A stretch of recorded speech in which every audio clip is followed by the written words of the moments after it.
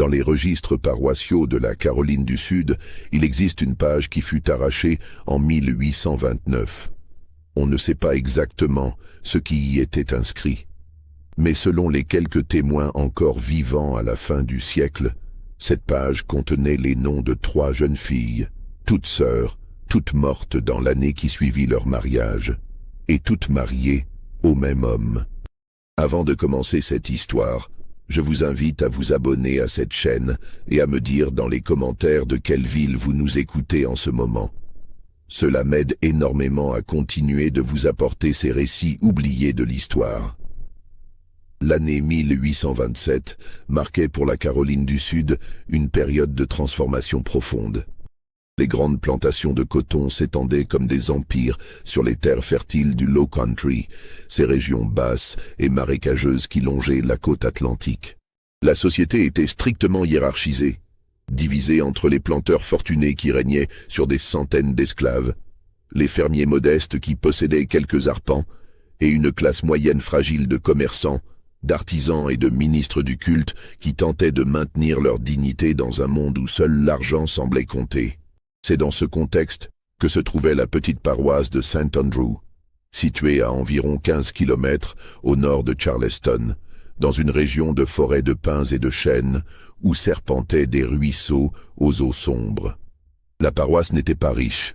Son église, construite en bois blanchi par le soleil, se dressait au centre d'un village qui comptait à peine 200 âmes. Autour, quelques fermes produisaient du tabac et du maïs, loin de la richesse que générait le coton plus au sud. Les habitants étaient des gens simples, attachés à leur foi et aux traditions que leurs ancêtres avaient apportées d'Angleterre et d'Écosse, plusieurs générations auparavant. Le révérend de cette paroisse se nommait Josiah Pemberton. Il était arrivé à St. Andrew en 1818, alors âgé de 32 ans, avec sa jeune épouse Martha et leur fille aînée, Rebecca, qui n'avait alors que 3 ans. Josiah Pemberton était un homme de taille moyenne, aux épaules légèrement voûtées, avec des cheveux châtains qui grisonnaient prématurément aux tempes. Ses yeux gris-bleus avaient cette intensité propre aux hommes profondément convaincus de leur mission divine.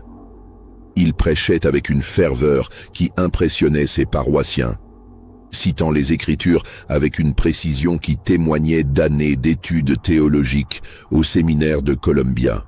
Dans les premières années de son ministère, Josiah Pemberton était respecté.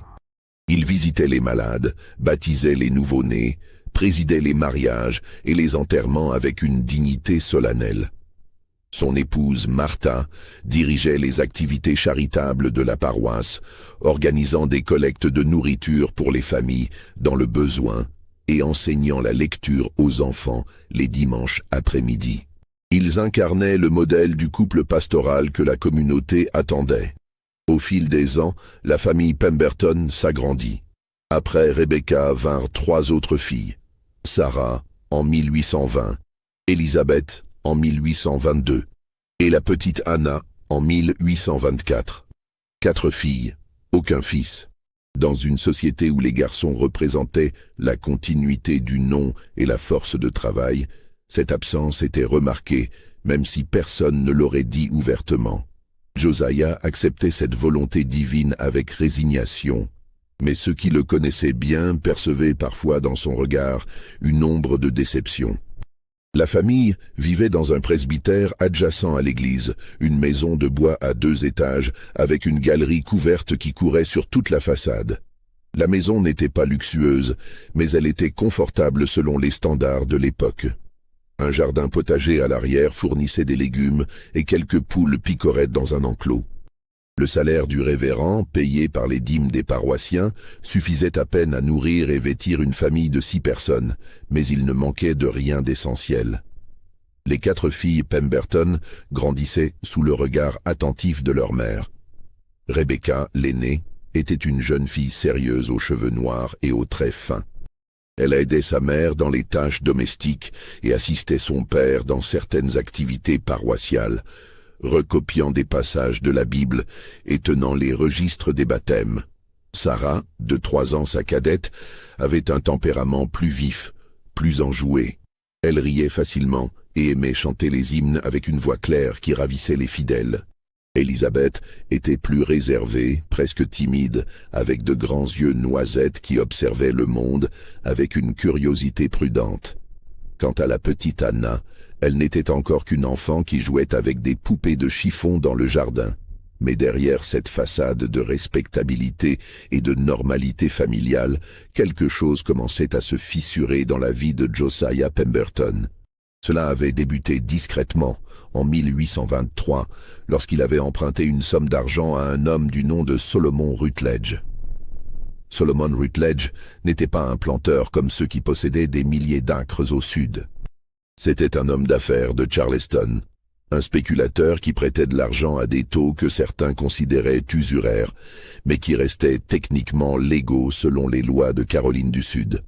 Rutledge était un homme corpulent d'une 50aine d'années, au visage rougeau et aux mains épaisses, ornées de bagues en or. Il portait des vêtements de qualité, des vestes en laine fine et des gilets brodés, symbole de sa réussite financière. Son bureau se trouvait sur East Bay Street, dans un bâtiment étroit coincé entre un marchand de tissus et un notaire. Josiah Pemberton était venu le voir en octobre 1823. La raison de cette visite n'était pas claire pour tous, mais les registres financiers de Rutledge, qui seraient partiellement révélés des décennies plus tard, lors de la dissolution de sa succession, indiquaient qu'un certain J. Pemberton avait emprunté la somme de $400, une fortune pour un ministre de paroisse à cette époque. Pourquoi Josiah avait-il besoin d'une telle somme? Les spéculations variaient. Certains suggéraient qu'il avait voulu investir dans une plantation de tabac avec un associé, une aventure commerciale qui aurait échoué. D'autres murmuraient qu'il avait été contraint de payer des dettes de jeu, bien qu'aucune preuve directe n'existe de telles habitudes chez le révérend.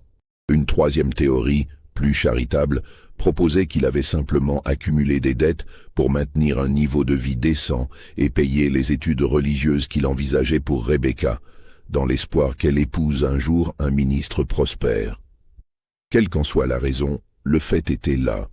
Josiah Pemberton devait $400 à Solomon Rutledge, une dette qu'il avait promise de rembourser avec intérêt dans un délai de 3 ans. Le contrat était clair, écrit sur un papier officiel et signé devant un témoin. Les intérêts s'accumulaient à raison de 8% par an, ce qui signifiait qu'en 1826, la somme due serait proche de $500. Les premières années, Josiah tenta de respecter ses engagements. Il effectua quelques petits paiements en vendant des objets de valeur que possédait sa famille. Une montre en argent héritée de son père, quelques livres rares de sa bibliothèque théologique, un service à thé en porcelaine qui avait appartenu à Martha. Mais ces ventes ne couvraient qu'une fraction des intérêts accumulés. Le capital lui-même demeurait intact, menaçant, comme une ombre qui s'allongeait sur leur vie. Martha sentait l'anxiété grandir chez son époux. Il dormait mal, se réveillant au milieu de la nuit pour prier dans son bureau à la lueur d'une bougie. Ses sermons prenaient une tonalité plus sombre, insistant sur les thèmes du péché, de la dette spirituelle et de la rédemption par le sacrifice. Les paroissiens remarquaient ce changement, mais l'attribuaient à un approfondissement de sa foi, à une maturation spirituelle qui l'amenait à contempler les aspects les plus austères de la doctrine chrétienne. En 1826, alors que l'échéance approchait, Josiah fit plusieurs tentatives désespérées pour rassembler les fonds nécessaires. Il sollicita discrètement l'aide de quelques paroissiens plus aisés, prétextant des réparations urgentes à l'Église. Il obtint ainsi quelques dizaines de dollars, mais cela restait dérisoire face à l'ampleur de sa dette. Il envisagea même de vendre le cheval de la famille, un animal nécessaire pour ses visites pastorales dans les fermes éloignées. Mais cela aurait soulevé trop de questions. Solomon Rutledge, de son côté, n'était pas un homme patient. En septembre 1826, il envoya une lettre formelle au révérend Pemberton, lui rappelant l'échéance du contrat et exigeant le paiement complet avant la fin de l'année. La lettre était polie mais ferme, rédigée dans le langage juridique précis qui ne laissait aucune place à l'ambiguïté. Si le paiement n'était pas effectué, des mesures légales seraient prises, ce qui pourrait inclure la saisie des biens de la famille et potentiellement la révélation publique de la situation financière du révérend. Pour Josiah, cette menace était catastrophique. La révélation de son endettement ruinerait non seulement sa réputation, mais aussi sa position au sein de la paroisse. Un ministre de Dieu ne pouvait être vu comme un homme incapable de gérer ses propres affaires terrestres. Il serait probablement destitué et sa famille se retrouverait sans ressources, sans toit, dans une société où la charité envers un ministre déchu serait au mieux limitée. C'est dans cet état de panique et de désespoir que Josiah Pemberton prit une décision qui allait marquer à jamais l'histoire sombre de St. Andrew. Une décision qu'il tenta de justifier devant Dieu et devant lui-même comme un sacrifice nécessaire, un acte inspiré par l'exemple d'Abraham prêt à sacrifier Isaac, bien que la nature de ce sacrifice soit infiniment plus corrompue. En novembre 1826, Josiah demanda une rencontre privée avec Solomon Rutledge.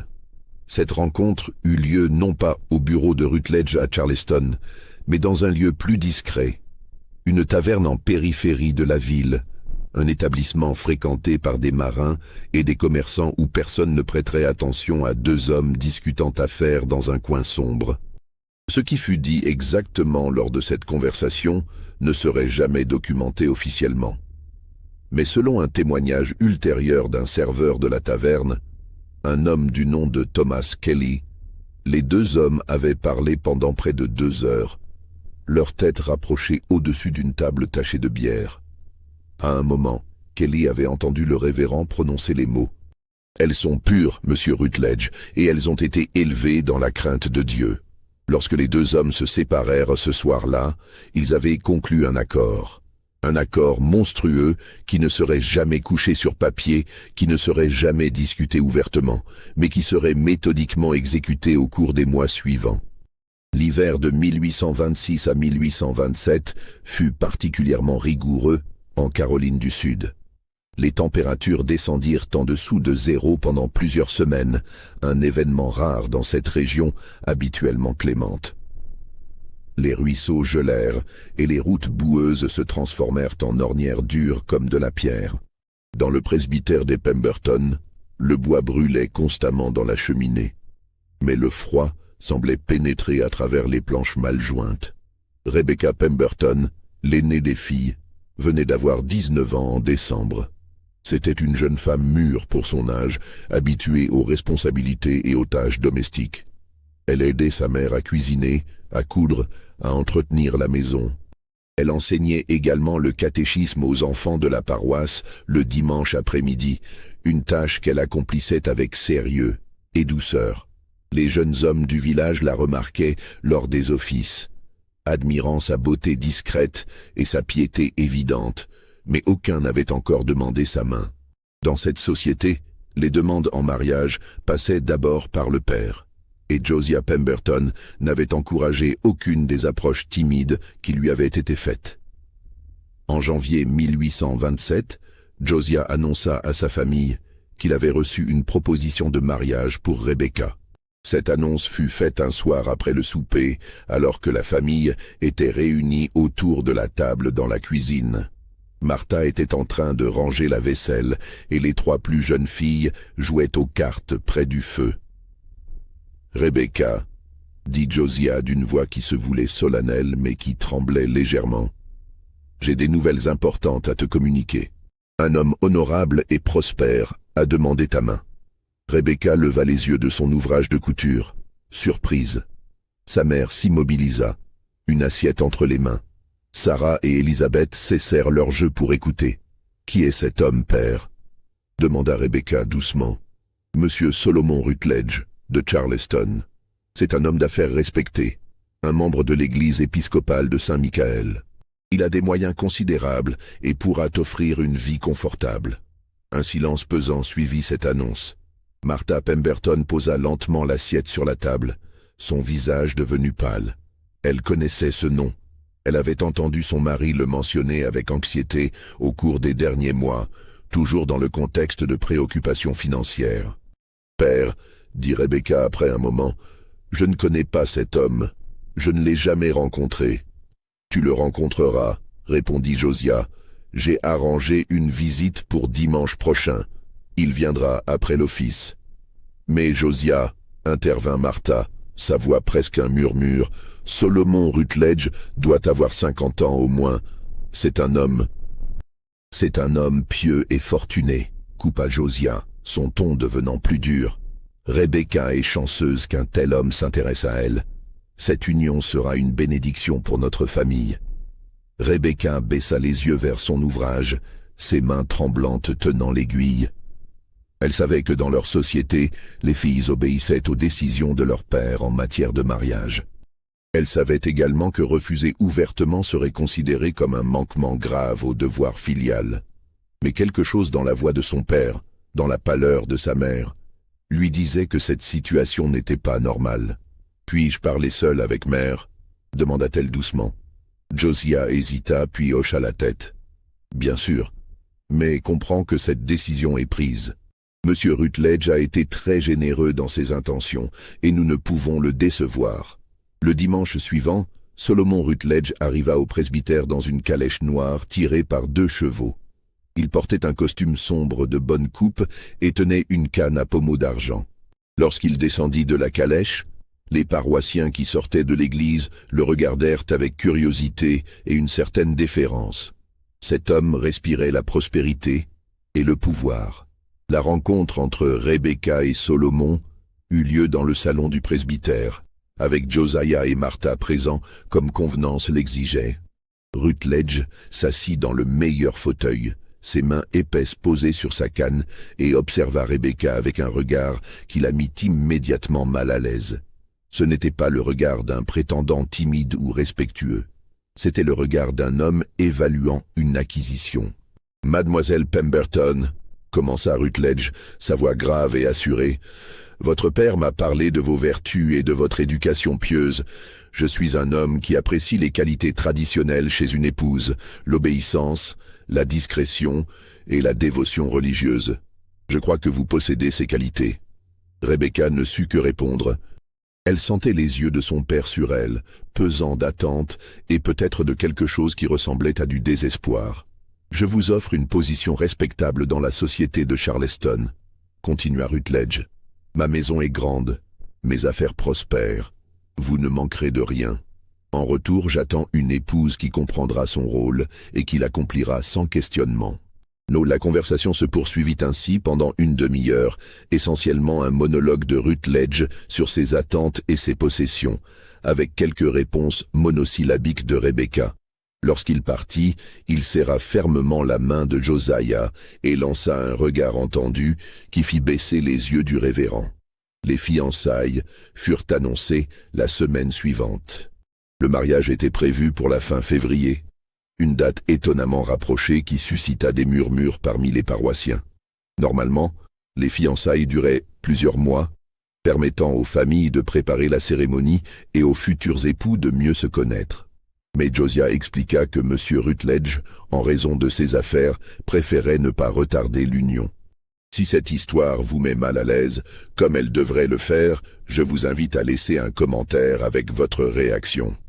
Dites-moi ce que vous pensez des actions du révérend Pemberton jusqu'à présent. Et si vous ne l'avez pas encore fait, abonnez-vous, car ce que nous venons de découvrir n'est que le commencement d'un enchaînement de tragédies bien plus sombres. Le mariage eut lieu le 24 février 1827. Ce fut une cérémonie simple à l'église de St. Andrew, présidée par Josiah lui-même. La contradiction de voir un père marier sa propre fille à un homme qui aurait pu être son oncle ne sembla déranger personne ouvertement, bien que plusieurs femmes de la paroisse échangèrent des regards inquiets pendant la cérémonie. Rebecca portait une robe blanche simple que sa mère avait confectionnée, ses cheveux noirs tressés et ornés de quelques fleurs d'hiver. Elle était pâle, ses lèvres tremblaient légèrement lorsqu'elle prononça ses vœux. Solomon Rutledge, à ses côtés, affichait une satisfaction visible, presque propriétaire. Lorsque vint le moment d'échanger les alliances, sa main épaisse engloutit la main délicate de Rebecca. Après la cérémonie, il n'y eut qu'un modeste repas au presbytère pour quelques proches.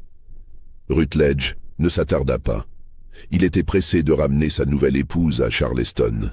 La calèche noire attendait devant l'église, et Rebecca monta à l'intérieur après avoir embrassé sa mère et ses sœurs. Martha pleurait ouvertement, serrant sa fille dans ses bras avec une intensité qui semblait disproportionnée pour un mariage qui aurait dû être une occasion joyeuse. « Sois courageuse, mon enfant », murmura Martha à l'oreille de Rebecca.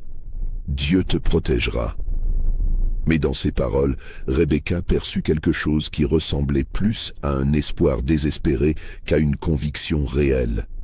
La calèche s'éloigna dans le crépuscule hivernal, emportant Rebecca vers sa nouvelle vie à Charleston. La famille Pemberton retourna au presbytère dans un silence oppressant. Ce soir-là, Sarah et Elizabeth demandèrent plusieurs fois où était Rebecca quand elles la reverraient. Josiah répondit brièvement qu'elle vivait maintenant avec son mari, qu'elle reviendrait leur rendre visite bientôt. Mais sa voix manquait de conviction. Les semaines qui suivirent furent étrangement calmes. Aucune lettre n'arriva de Rebecca, ce qui était inhabituel. Martha demanda à son mari s'il avait des nouvelles de leur fille, mais Josiah répondait évasivement, disant que les jeunes mariés étaient souvent occupés à s'installer dans leur nouvelle vie. Cette explication ne satisfaisait pas Martha, mais elle n'osait pas insister devant les autres filles. En avril 1827, un événement inattendu bouleversa cette attente anxieuse. Un homme se présenta au presbytère un après-midi de pluie. C'était un domestique de la maison Rutledge à Charleston, portant une lettre scellée adressée à Josiah Pemberton. Le révérend prit la lettre avec des mains tremblantes et demanda au domestique d'attendre dans la cuisine pendant qu'il la lisait. Martha, qui préparait le souper, observa son mari ouvrir l'enveloppe et lire rapidement les quelques lignes qu'elle contenait. Elle vit son visage devenir d'abord pâle, puis prendre une expression qu'elle ne lui avait jamais vue auparavant.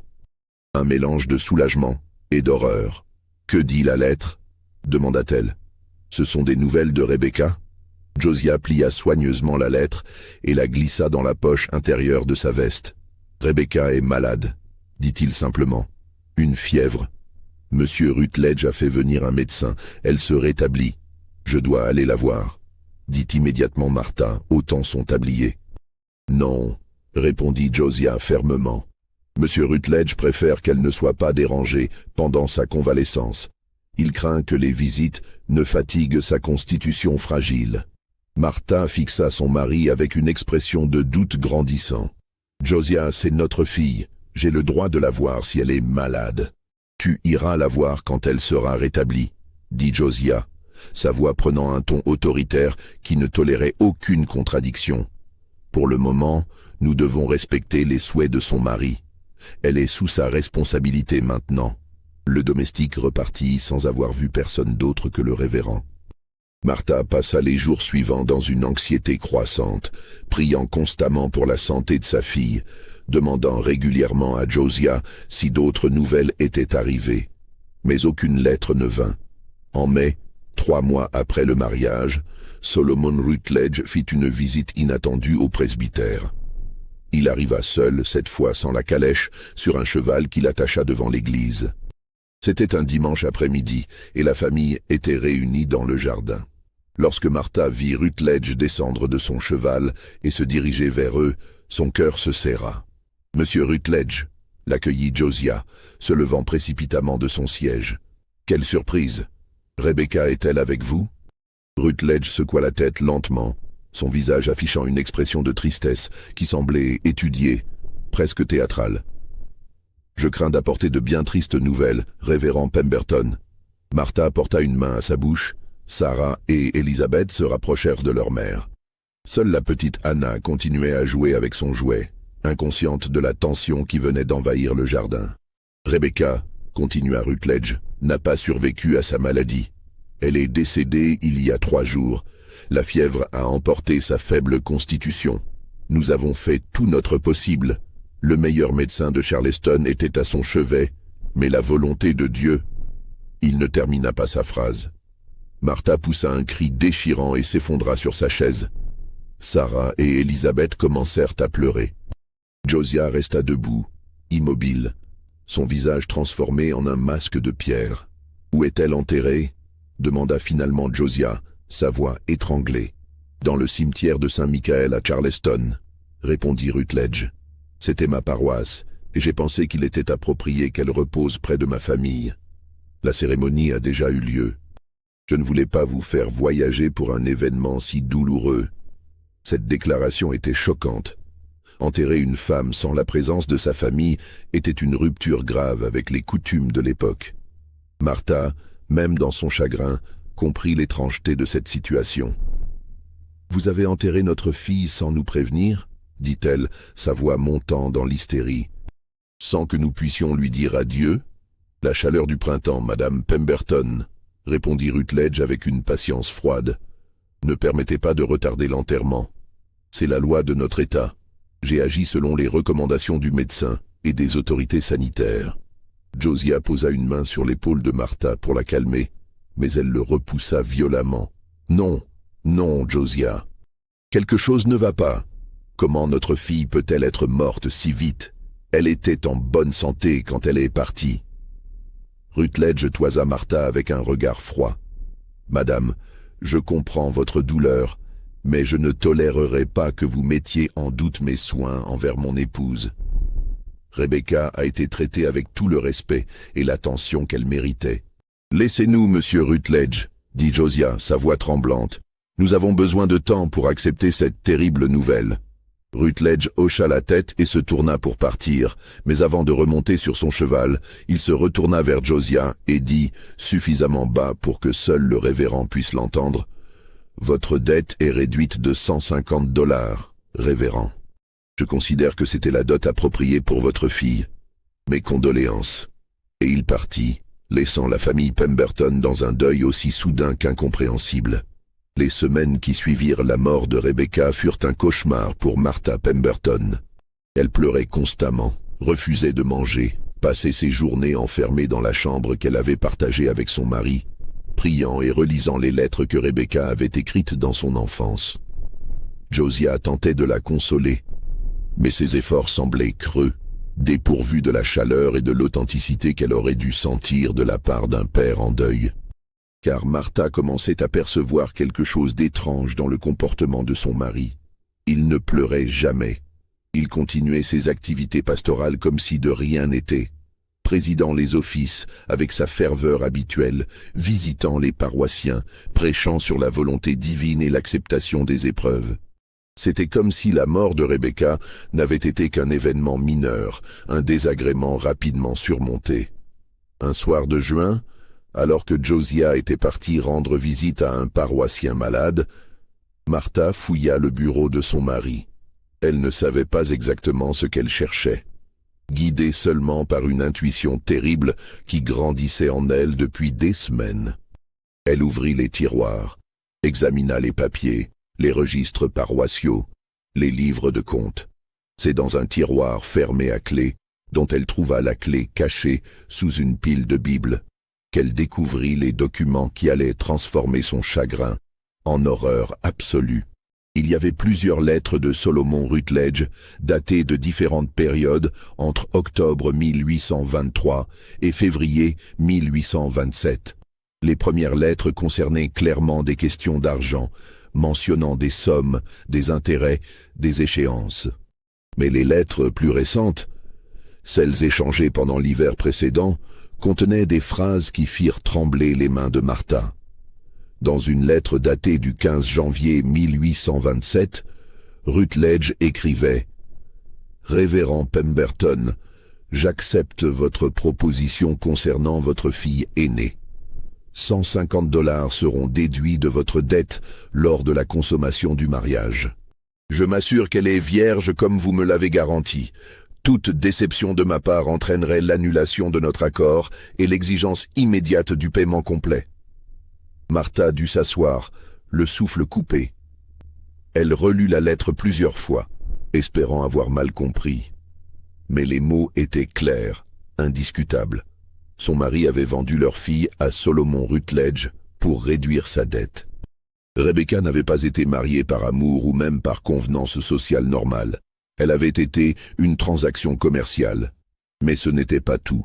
Dans une lettre plus récente, datée du 20 mars 1827, moins d'un mois après le mariage de Rebecca, Rutledge écrivait « Révérend, je dois exprimer ma satisfaction quant à la marchandise que vous m'avez fournie.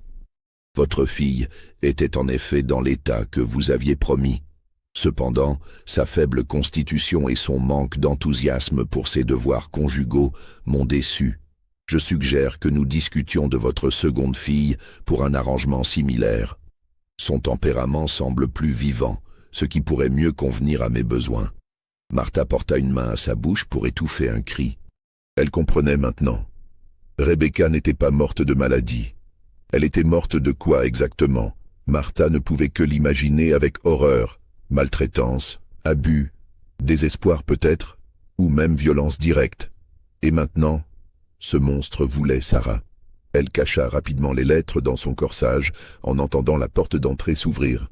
Josiah était de retour. Martha sortit du bureau et monta précipitamment à l'étage, dans la chambre qu'elle partageait avec ses 3 filles restantes depuis la mort de Rebecca. Sarah, âgée de 15 ans, dormait paisiblement. Elizabeth, 13 ans, était recroquevillée sous ses couvertures. La petite Anna, 3 ans, suçait son pouce dans son sommeil. Martha les regarda longuement, ses yeux remplis de larmes. Elle devait protéger ses filles. Mais comment? Elle était une femme dans une société où les épouses n'avaient pratiquement aucun pouvoir légal contre leur mari. Elle ne possédait rien en son nom propre. Elle ne pouvait pas partir avec ses filles, sans ressources, sans endroit où aller.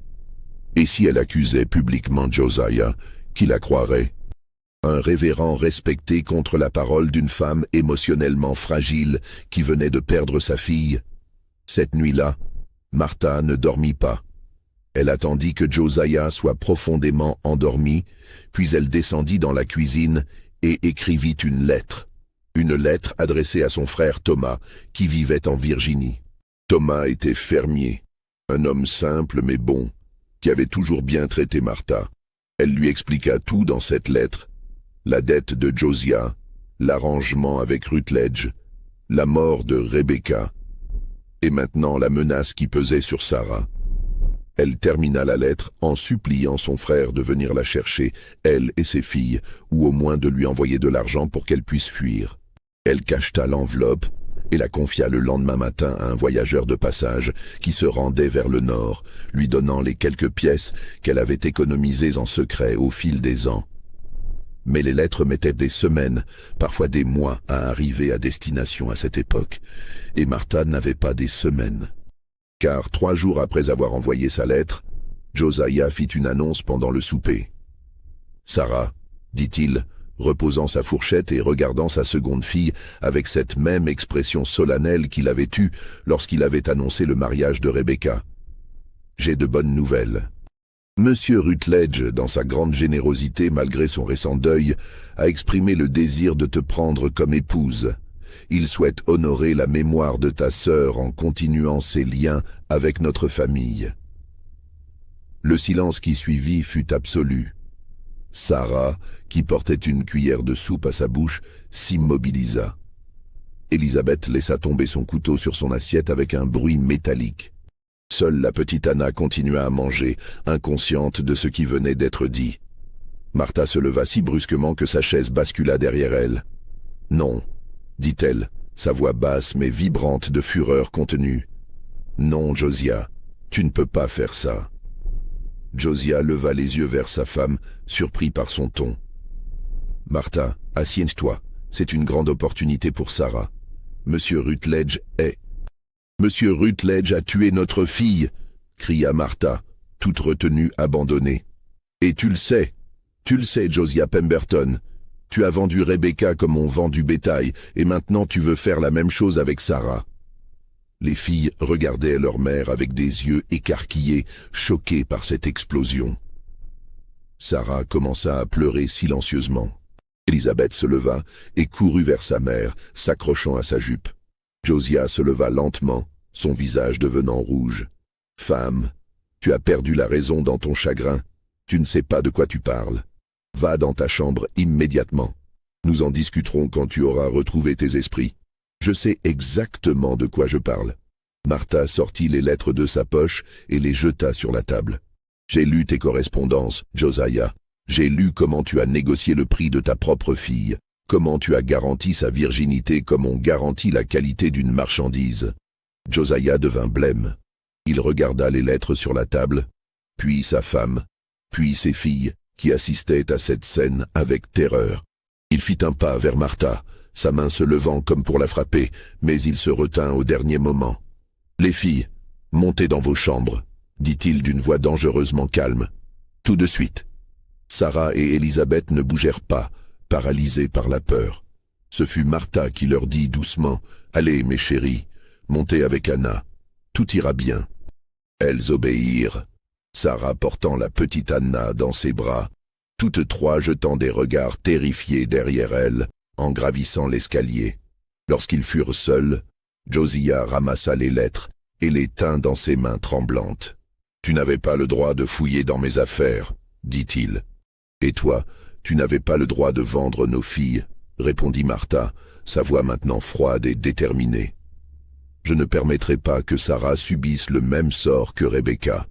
Jamais. » Josiah s'assit lourdement sur sa chaise, soudainement vieilli. Il resta silencieux pendant un long moment, fixant les lettres. Puis il commença à parler, sa voix basse et cassée. « Tu ne comprends pas la situation dans laquelle nous étions, Martha. Nous allions tout perdre. Notre maison, ma position, tout. Nous aurions été jetés à la rue. Les filles auraient grandi dans la pauvreté, sans dot, sans avenir. Aucun homme respectable ne les aurait épousées. Alors tu as préféré les vendre à un homme qui les tue ?» demanda Martha avec amertume. « Je ne savais pas. » cria Josiah, frappant la table de son poing. « Je ne savais pas que Rebecca, je pensais qu'elle serait bien traitée, qu'elle vivrait dans le confort. Comment aurais-je pu savoir? Tu savais exactement quel genre d'homme il était, dit Martha. Tu le savais, et tu as choisi de l'ignorer parce que cela arrangeait tes affaires. Et maintenant, tu veux recommencer avec Sarah. » Josiah enfouit son visage dans ses mains. « Nous devons encore $350, Martha. Si je ne paie pas, Rutledge ira devant les tribunaux. Tout sera révélé. Je serai ruiné, et toi aussi. Qu'il aille devant les tribunaux, dit Martha. Qu'il révèle tout. Au moins, nos filles seront en sécurité. Non, dit Josiah en relevant la tête. Non, parce que si tout est révélé, ce n'est pas seulement moi qui serai jugé. C'est toi aussi. La société ne te pardonnera pas d'être restée silencieuse. On dira que tu savais, que tu as accepté. Nous serons tous deux déshonorés, et les filles porteront ce stigmate toute leur vie. Aucun homme ne voudra jamais les épouser, elles finiront servantes ou pire encore. Martha comprit avec horreur qu'il avait raison. Dans cette société impitoyable, les victimes étaient souvent aussi condamnées que les coupables.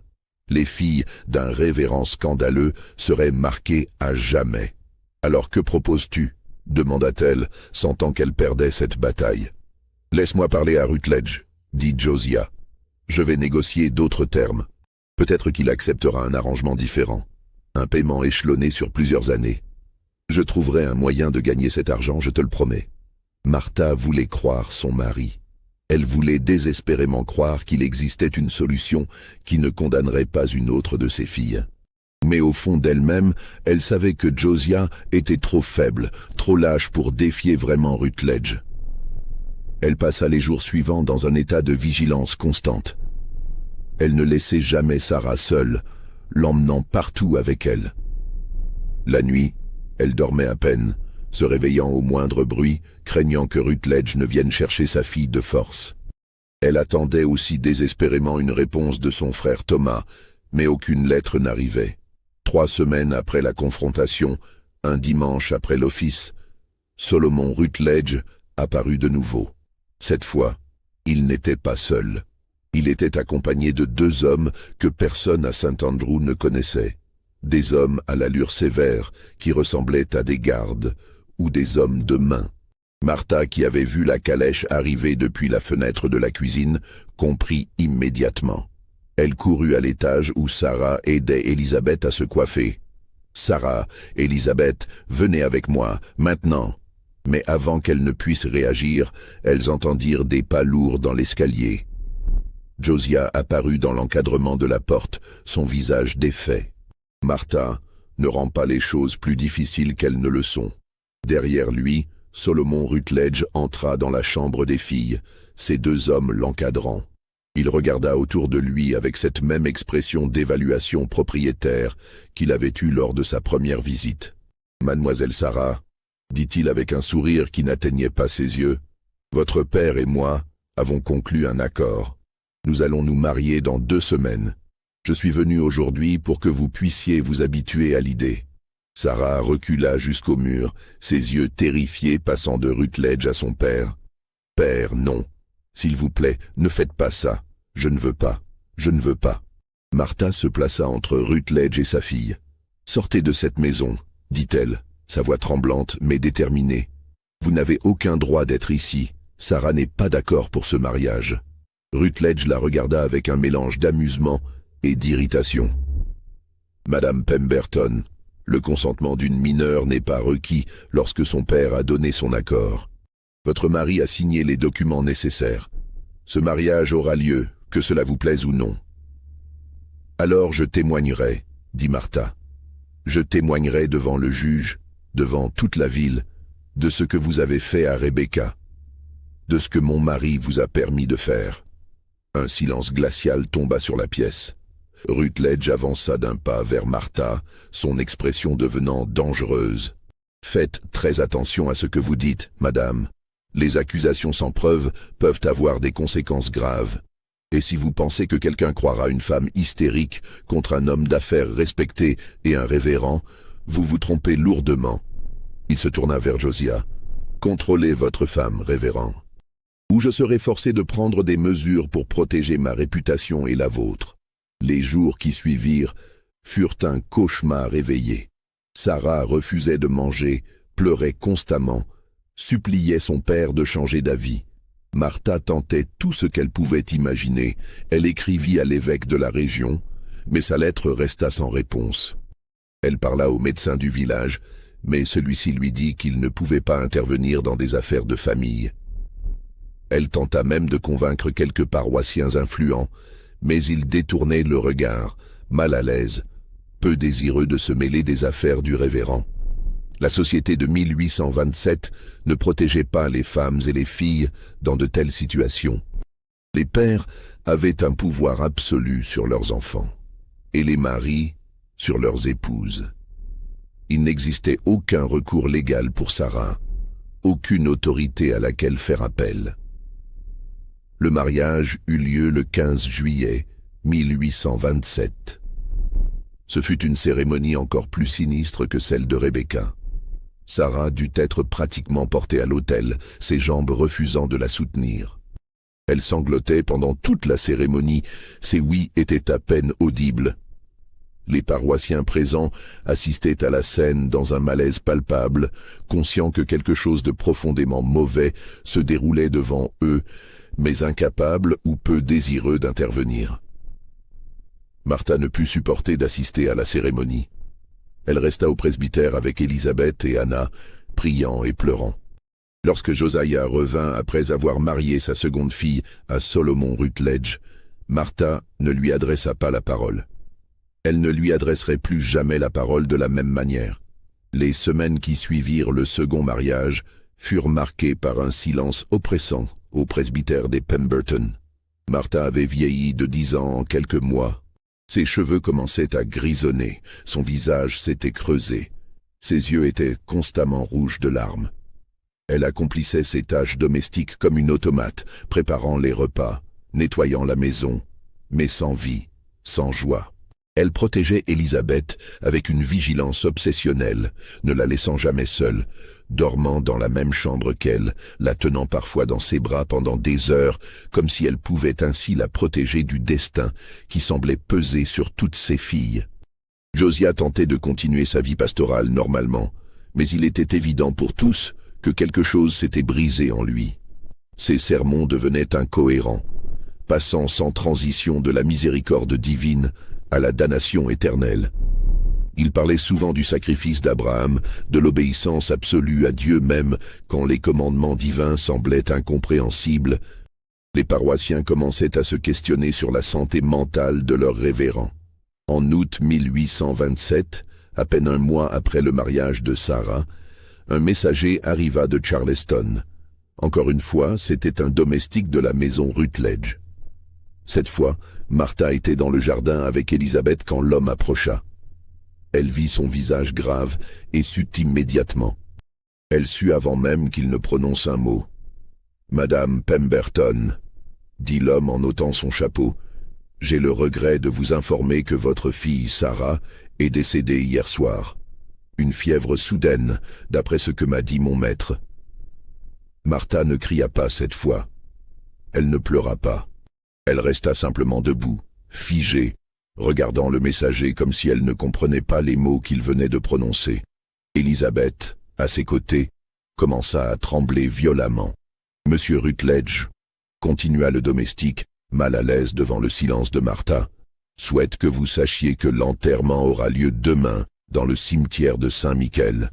Il comprend si vous ne pouvez pas être présente en raison du court délai. »« Non », dit Martha d'une voix morte. « Non. Cette fois j'y serai. Dites à votre maître que je serai là. Et dites-lui que j'amène le révérend Pemberton avec moi. » Le domestique hocha la tête et repartit. Martha se tourna vers Élisabeth. « Va chercher ton père, dis-lui qu'il doit préparer la voiture. Nous partons pour Charleston ce soir. » Le voyage jusqu'à Charleston prit toute la nuit. Josiah conduisait la voiture en silence. Martha assise à côté de lui.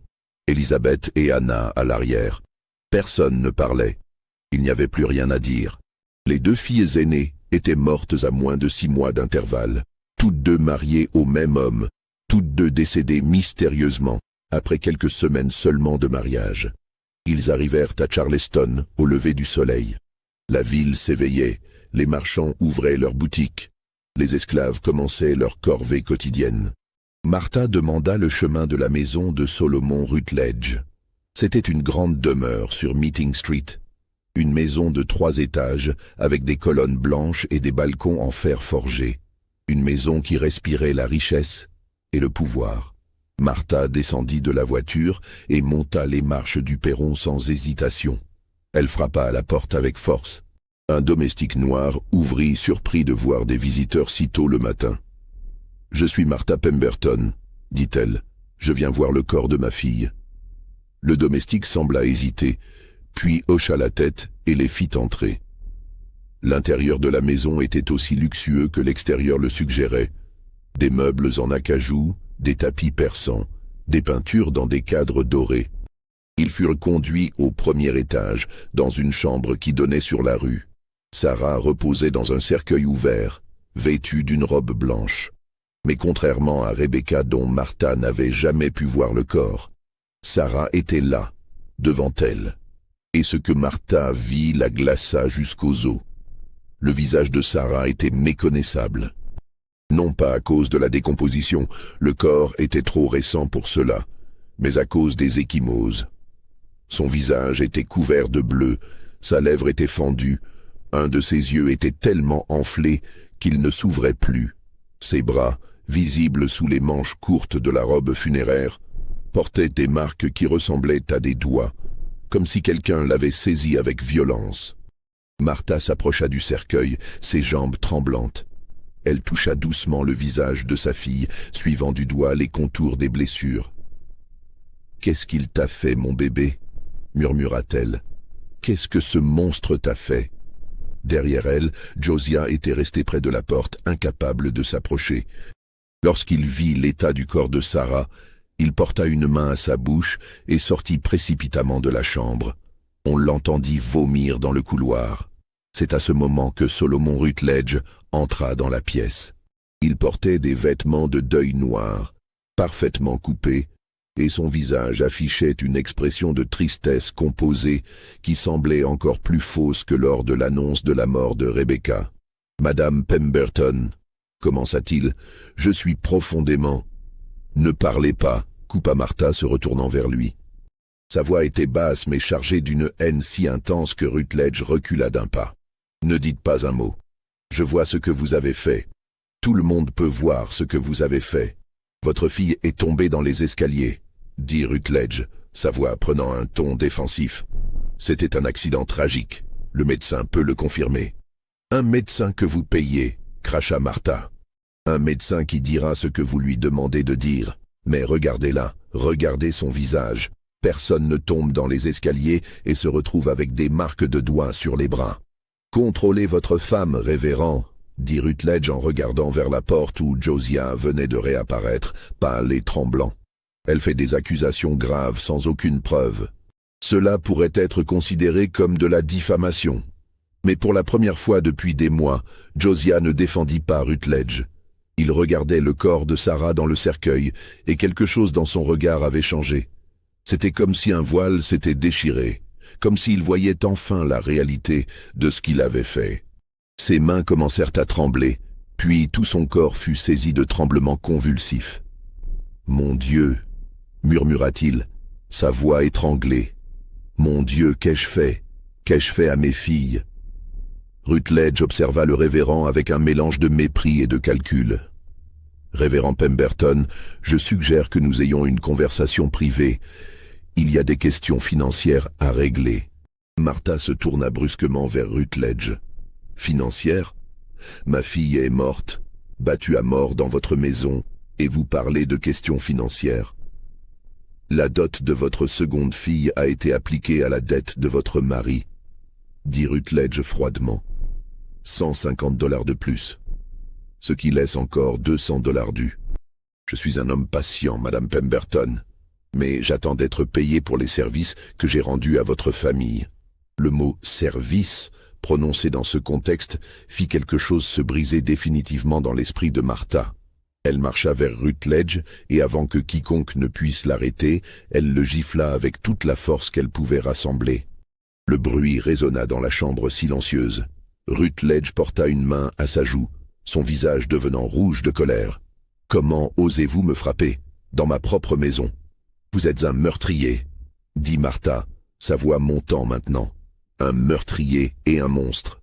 Et si la justice des hommes ne vous atteint pas, celle de Dieu le fera. Vous brûlerez en enfer pour ce que vous avez fait à mes filles. » Rutledge fit un geste et 2 domestiques apparurent à la porte. « Escortez ces gens hors de ma maison, » ordonna-t-il. « Immédiatement. » Mais Martha ne bougea pas. Elle se retourna vers le cercueil de Sarah une dernière fois. Elle se pencha et embrassa le front de sa fille, murmurant des mots de réconfort et d'amour. Puis elle se redressa et regarda Rutledge droit dans les yeux. « Il vous reste encore une de mes filles, » dit-elle d'une voix qui ne tremblait plus. « Elisabeth. Elle a 13 ans. Est-ce qu'elle aussi est sur votre liste? Combien vaut-elle pour effacer le reste de la dette de mon mari ?» Rutledge ne répondit pas, mais son silence était plus éloquent que n'importe quelle parole. Martha comprit. Elle comprit que tant que la dette existerait, tant que Josiah serait sous le contrôle de cet homme, aucune de ses filles ne serait en sécurité. Les domestiques les escortèrent fermement hors de la maison. Sur le perron, Martha se retourna une dernière fois vers Rutledge, qui les observait depuis la porte. « Je trouverai un moyen de vous arrêter, » dit-elle. « Je le jure devant Dieu. » L'enterrement eut lieu quelques heures plus tard dans le cimetière de Saint-Michael. Il n'y avait presque personne, juste la famille Pemberton, Rutledge et quelques membres de la congrégation qui étaient là par obligation sociale, plus que par véritable sympathie. Le prêtre récita les prières habituelles, mais Martha n'écoutait pas. Elle fixait le cercueil de sa fille, se demandant comment elle avait pu en arriver là, comment elle avait pu laisser cela se produire. Après la cérémonie, alors qu'ils retournaient vers leur voiture, un homme s'approcha d'eux. C'était un homme d'âge moyen, bien vêtu, avec une serviette en cuir sous le bras. Il se présenta comme étant le docteur Edmund Pritchard, médecin à Charleston. « Madame Pemberton, » dit-il discrètement, regardant autour de lui pour s'assurer que personne ne pouvait les entendre. « J'ai examiné le corps de votre fille à la demande de Monsieur Rutledge. J'ai signé un certificat de décès indiquant une mort accidentelle par chute dans les escaliers. Martha le regarda avec amertume. « Alors vous êtes complice de cet homme ?»« Je suis un médecin, madame, » dit Pritchard, et il y avait quelque chose dans ses yeux qui ressemblait à de la honte. « Je fais ce qu'on me demande de faire, mais je veux que vous sachiez la vérité. Votre fille n'est pas morte d'une chute. Les blessures sur son corps sont cohérentes avec des coups répétés. Plusieurs côtes étaient brisées, il y avait des signes d'abus prolongés. Elle est morte probablement d'hémorragie interne suite à ces violences. » Martha sentit ses jambes se dérober sous elle. Josiah la soutint, lui-même tremblant. « Pourquoi me dites-vous cela ?» demanda Martha. « Si vous ne voulez pas témoigner officiellement, à quoi bon ?»« Parce que vous devez protéger votre troisième fille, » dit Pritchard. « J'ai entendu Rutledge parler avec ses associés d'affaires. Il a mentionné votre fille Elizabeth. Madame Pemberton, cet homme est dangereux. Il a des connexions puissantes dans cette ville, des juges, des hommes politiques. Personne n'osera le défier ouvertement. Mais vous devez partir. Prenez vos filles et partez loin d'ici. »« Nous n'avons nulle part où aller, » dit Martha, des larmes coulant silencieusement sur ses joues. « Nous n'avons pas d'argent. » Pritchard hésita puis sortit une enveloppe de sa serviette. « J'ai une conscience, madame. Ceci devrait suffire pour vous emmener vers le nord, peut-être en Virginie ou en Pennsylvanie. C'est tout ce que je peux faire.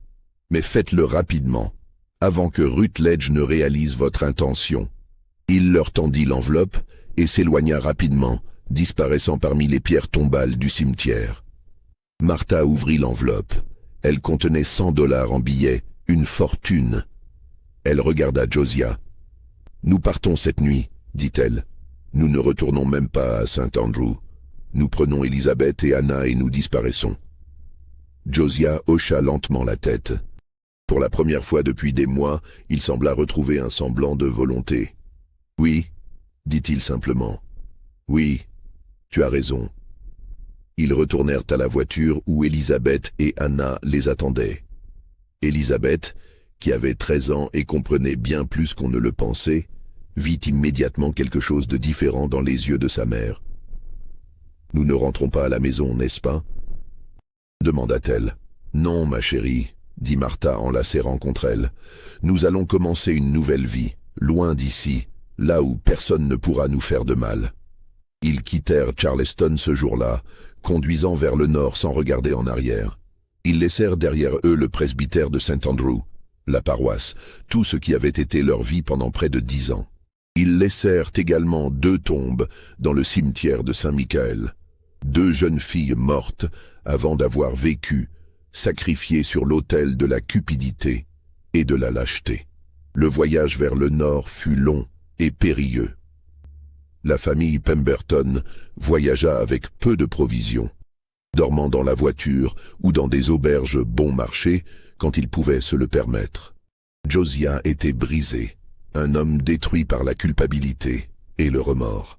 Il parlait peu, conduisait mécaniquement, regardant droit devant lui comme s'il voyait des fantômes sur la route. Martha, malgré son propre chagrin, devait rester forte pour Elizabeth et Anna. Elle leur racontait des histoires le soir pour les distraire, leur promettait un avenir meilleur, même si elle-même n'y croyait qu'à moitié. La petite Anna, trop jeune pour comprendre pleinement ce qui s'était passé, demandait souvent où étaient Rebecca et Sarah. Martha lui répondait qu'elles étaient au paradis avec les anges et qu'elle veillait sur elles. Ils arrivèrent en Virginie 3 semaines plus tard, épuisés et presque sans ressources. Martha avait un frère, Thomas, qui possédait une petite ferme près de Richmond. C'est là qu'ils se dirigèrent, espérant trouver refuge et peut-être la possibilité de recommencer. Thomas Walker, le frère de Martha, fut choqué de voir sa sœur arriver dans un tel état. Elle avait vieilli de 20 ans, son visage était émacié, ses yeux hantés. Il accueillit la famille sans poser trop de questions au début, leur offrant une chambre dans sa ferme et de la nourriture. Mais au fil des jours, Martha lui raconta toute l'histoire. Thomas écouta avec une horreur croissante, et lorsqu'elle eut terminé, il serra ses poings avec rage. « Ce Rutledge devrait être pendu, » dit-il. « Et vous, Josiah, comment avez-vous pu faire une chose pareille? Comment avez-vous pu vendre vos propres filles ?» Josiah ne répondit pas.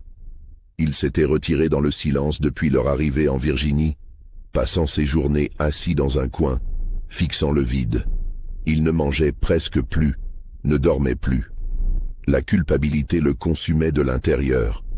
En octobre 1827, moins de 2 mois après leur arrivée en Virginie, Josiah Pemberton tomba gravement malade. Ce n'était pas une maladie physique ordinaire, mais plutôt un effondrement complet de sa volonté de vivre. Il refusait de se nourrir, refusait de se lever.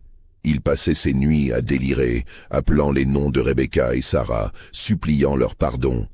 Le médecin local, le docteur Harrison, examina Josiah et dit à Martha qu'il n'y avait rien qu'il puisse faire. « Votre mari est en train de mourir de chagrin et de remords, » dit-il. Son corps refuse simplement de continuer à vivre avec le poids de ce qu'il a fait. Martha resta au chevet de son mari pendant ces derniers jours. Elle ne savait pas si elle lui pardonnait ou si elle le détestait. Peut-être ressentait-elle les deux à la fois. Une partie d'elle voulait le laisser mourir seul, payer pour ses crimes dans la solitude. Mais une autre partie, celle qui se souvenait du jeune homme idéaliste qu'elle avait épousé des années auparavant, ne pouvait se résoudre à l'abandonner complètement. La veille de sa mort, Josiah retrouva un moment de lucidité. Il saisit la main de Martha et la regarda avec des yeux remplis de larmes. « Pardonne-moi, » murmura-t-il. « Pardonne-moi, Martha. J'ai détruit notre famille. J'ai tué nos filles. Je mérite l'enfer. »« Oui, » dit Martha doucement, sans colère maintenant, juste une immense tristesse. « Oui, Josiah, tu mérites l'enfer, mais ce n'est pas à moi de te pardonner. Ce sont Rebecca et Sarah que tu dois supplier de te pardonner quand tu les rencontreras. » Josiah mourut cette nuit-là, le 15 octobre 1827, à l'âge de 41 ans. Il fut enterré dans un petit cimetière près de la ferme de Thomas, dans une tombe sans ornement portant simplement son nom et ses dates. Personne ne prononça d'éloge funèbre. Personne ne pleura vraiment sa mort, sauf peut-être Élisabeth et Anna qui perdèrent leur père, même si ce père avait été un homme profondément défaillant. Martha, Élisabeth et Anna restèrent à la ferme de Thomas. Martha aida aux tâches domestiques, Élisabeth apprit à travailler dans les champs et Anna grandit dans un environnement où elle était protégée et aimée. Thomas ne se maria jamais et considéra les 3 femmes comme sa vraie famille. Les années passèrent. Martha ne parla jamais publiquement de ce qui s'était passé en Caroline du Sud. La honte et la peur du scandale la maintenaient silencieuse. Elle savait que même en Virginie, si l'histoire se répandait, ses filles survivantes seraient marquées par l'infamie. Alors elle garda le secret, portant le poids de Rebecca et Sarah dans son cœur, un fardeau qu'elle ne déposerait jamais. Élisabeth grandit pour devenir une jeune femme prudente et méfiante envers les hommes. Elle mit longtemps avant d'accepter les avances d'un fermier voisin, un homme doux nommé Daniel Cooper. Ils se marièrent en 1838, quand Élisabeth avait 24 ans. Elle eut 3 enfants et vécut une vie simple mais paisible, toujours hantée par les souvenirs de ses sœurs disparues. Anna, qui n'avait été qu'une petite fille pendant les événements tragiques, grandit avec moins de cicatrices apparentes. Elle garda quelques souvenirs flous de Rebecca et Sarah, des images fragmentaires qui s'estompaient avec les années. Elle se maria jeune, à 18 ans, à un marchand de Richmond, et eut une grande famille. Martha vécut jusqu'en 1852, atteignant l'âge de 67 ans. Dans ces dernières années, elle parlait parfois de ses filles perdues, racontant à ses petits-enfants des histoires sur Rebecca et Sarah, mais omettant toujours les circonstances horribles de leur mort. Dans ces récits, ses filles aînées étaient mortes de fièvre, une fin tragique mais naturelle. Personne ne connaissait la vérité. Quant à Solomon Rutledge, il continua sa vie à Charleston comme si de rien n'était. Les rumeurs couraient parfois sur la mort mystérieuse de ses 2 jeunes épouses, mais personne n'osa jamais porter d'accusation formelle. Il avait trop de pouvoir, trop de connexions. Il se remaria en 1829 avec une veuve d'âge mûr, un mariage de convenance qui dura jusqu'à sa mort en 1843. Il mourut riche et respecté, emportant ses secrets dans la tombe. Mais les secrets ont une manière de survivre aux hommes qui les gardent. Des décennies après les événements, en 1879, un historien local nommé William Prescott enquêtait sur les registres paroissiaux de Caroline du Sud pour un projet sur l'histoire sociale de la région. Il tomba sur les registres de St. Andrew et remarqua quelque chose d'étrange. Une page avait été arrachée, laissant des bords déchirés visibles. Sur la page précédente, il put lire le dernier mariage enregistré avant la déchirure. Rebecca Pemberton, unie en mariage à Solomon Rutledge, 24 février 1827. Intrigué, Prescott chercha plus loin et découvrit dans les archives de Charleston les certificats de décès de 2 jeunes femmes portant le nom de Rutledge. Rebecca, décédée en mai 1827, et Sarah, décédée en août de la même année. Les 2 avaient été épouses de Solomon Rutledge. Les 2 étaient mortes à moins de 3 mois de leur mariage. Et les 2 étaient filles du révérend Josiah Pemberton. Prescott tenta de reconstituer l'histoire. Il interrogea quelques vieillards de St. Andrew qui se souvenaient vaguement de la famille Pemberton.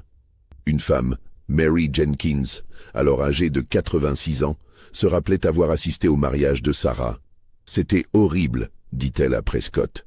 La pauvre petite pleurait pendant toute la cérémonie. Nous savions tous que quelque chose n'allait pas, mais personne n'a rien fait. Les hommes avaient leurs raisons, disaient les gens. Ce n'était pas nos affaires. Un autre témoin, Thomas Kelly, le vieux serveur de taverne alors âgé de 78 ans, se souvint d'avoir vu le révérend Pemberton rencontrer Rutledge dans sa taverne. « J'ai entendu quelque chose qui m'a glacé le sang », raconta-t-il. Le révérend parlait de ses filles comme si c'était de la marchandise. J'aurais dû dire quelque chose, j'aurais dû alerter quelqu'un. Mais qui aurait cru un simple serveur contre un révérend et un homme riche? Prescott rassembla tous ces témoignages et écrivit un article pour une revue d'histoire locale. L'article fut publié en 1880 sous le titre « Le sacrifice des innocentes, une tragédie oubliée de la Caroline du Sud ». Il y racontait l'histoire de Rebecca et Sarah Pemberton, victimes d'un arrangement monstrueux entre leur père et un homme sans scrupules. L'article provoqua un petit scandale dans la communauté historique, mais rapidement, il fut oublié. Les descendants des Rutledge, toujours influents à Charleston, firent pression pour que l'article soit retiré des bibliothèques. Les descendants des Pemberton, ceux qui en connaissaient l'existence, ne voulaient pas que cette histoire sombre soit associée à leur nom. L'article disparut, et avec lui, la dernière chance que l'histoire de Rebecca et Sarah soit connue. Aujourd'hui, si vous visitez le cimetière de Saint-Michael à Charleston, vous pouvez encore trouver 2 pierres tombales côte à côte, presque effacées par le temps et la mousse. Sur l'une, on peut à peine lire « Rebecca Pemberton Rutledge, 1808-1827 ». Sur l'autre, « Sarah Pemberton Rutledge, 1812-1827 ». Rien n'indique qu'elles étaient sœurs. Rien n'indique les circonstances de leur mort. Elles reposent là, oubliées, 2 parmi des milliers de morts anonymes dont l'histoire n'a jamais été racontée. Mais parfois, disent certains visiteurs du cimetière, lors des nuits d'été humides et chaudes typiques de Charleston, on peut entendre un son étrange près de ces 2 tombes. Un son qui ressemble à des pleurs. Certains y voient la preuve du surnaturel, des esprits qui ne trouvent pas le repos. Mais ceux qui connaissent l'histoire vraie savent que ce ne sont pas des fantômes qu'on entend. C'est simplement le vent qui passe à travers les vieux chênes couverts de mousse espagnole, un son mélancolique qui semble porter l'écho de toutes les injustices qui n'ont jamais été réparées, de toutes les voix qui n'ont jamais été entendues. L'histoire de Rebecca et Sarah Pemberton pose des questions dérangeantes sur la société de leur époque. Comment une telle chose a-t-elle pu se produire? Comment un père a-t-il pu vendre ses filles? Comment une communauté entière a-t-elle pu rester silencieuse face à des signes évidents de quelque chose de profondément mauvais? Les réponses sont complexes et troublantes. Dans la société du 19e siècle en Caroline du Sud, les femmes et les filles étaient considérées comme la propriété de leur père et de leur mari. Elles n'avaient aucun droit légal, Aucune voix. Les pères arrangeaient les mariages en fonction de considérations financières et sociales, rarement en fonction du bonheur ou même du consentement de leurs filles. La virginité des jeunes filles était considérée comme une marchandise précieuse, un bien que le père pouvait négocier. De plus, dans une société rigidement hiérarchisée où les hommes riches exerçaient un pouvoir quasi absolu, remettre en question leurs actions était dangereux. Solomon Rutledge avait des connexions avec des juges, des politiciens, des hommes d'affaires puissants. S'opposer à lui signifiait risquer sa propre position sociale et économique. Les gens préféraient détourner le regard, se convaincre qu'ils ne pouvaient rien faire, que ce n'était pas leurs affaires. Il y avait aussi le silence imposé par la religion et les conventions sociales. Un scandale impliquant un révérend et des jeunes filles aurait été considéré comme trop honteux pour être discuté ouvertement. Les femmes qui auraient voulu parler auraient été accusées de colporter des commérages malveillants ou d'être hystériques. Martha Pemberton elle-même, malgré sa connaissance de la vérité, fut réduite au silence par la peur que ses filles survivantes soient marquées par l'infamie. Mais au-delà de ces explications sociologiques et historiques, il reste quelque chose de plus fondamental et de plus troublant. La capacité humaine à la cruauté, à la cupidité et à l'auto-justification. Josiah Pemberton a probablement réussi à se convaincre qu'il agissait pour le bien de sa famille, qu'il n'avait pas d'autre choix. Solomon Rutledge a probablement justifié ses actions en se disant que ces jeunes filles lui appartenaient légalement une fois mariées, qu'il pouvait en disposer comme il le voulait. Les témoins silencieux se sont probablement dit qu'ils ne pouvaient rien prouver, qu'il valait mieux ne pas s'impliquer. Ces rationalisations, ces mensonges que les gens se racontent à eux-mêmes pour justifier l'injustifiable, sont peut-être l'aspect le plus effrayant de toute cette histoire, car ils montrent que le mal n'est pas toujours le fait de monstres évidents. Parfois, c'est le résultat d'hommes ordinaires qui font des choix terribles pour des raisons qui leur semblent justifiées sur le moment. L'histoire de Rebecca et Sarah Pemberton n'est pas unique dans les annales du XIXe siècle américain. Des centaines, peut-être des milliers de jeunes femmes ont subi des sorts similaires, mariées contre leur gré à des hommes cruels, abusés, tués même, sans que personne ne soit jamais tenu responsable. Leurs histoires ont été perdues, effacées des archives, oubliées par l'histoire officielle qui préférait célébrer les héros et les grands événements plutôt que de s'attarder sur les tragédies individuelles des personnes vulnérables. En 1897, 70 ans après les événements, une petite fille d'Elizabeth Pemberton Cooper, nommée Caroline Walker, découvrit parmi les affaires de sa grand-mère décédée une boîte en bois contenant des lettres. C'étaient les lettres que Martha avait conservées, les correspondances entre Josiah et Rutledge que Martha avait volées du bureau de son mari cette nuit-là, tant d'années auparavant. Martha les avait gardées toute sa vie, peut-être comme preuve, peut-être simplement parce qu'elle ne pouvait pas se résoudre à les détruire. Caroline Walker lut ces lettres avec horreur. Elle réalisa que l'histoire familiale qu'on lui avait toujours racontée, celle de 2 tantes mortes de fièvre, était un mensonge. La vérité était infiniment plus sombre. Elle se demanda ce qu'elle devait faire de cette découverte. Devait-elle rendre publique cette histoire terrible? Mais cela ne risquait-il pas de détruire la réputation de sa famille? Finalement, Caroline décida de garder le secret. Elle cacha les lettres dans un endroit sûr et ne les montra jamais à personne. Lorsqu'elle mourut en 1932, les lettres furent perdues ou détruites lors de la vente de ses biens. Ainsi, les dernières preuves physiques de ce qui était arrivé à Rebecca et Sarah Pemberton disparurent de l'histoire. Aujourd'hui, si vous cherchez dans les archives de Charleston ou de St. Andrew, vous ne trouverez presque rien sur cette histoire. Les registres paroissiaux de St. Andrew ont été partiellement détruits dans un incendie en 1905. Les archives de Solomon Rutledge ont été dispersées et en grande partie perdues. L'article de William Prescott n'existe plus que dans quelques collections privées, rarement consultées.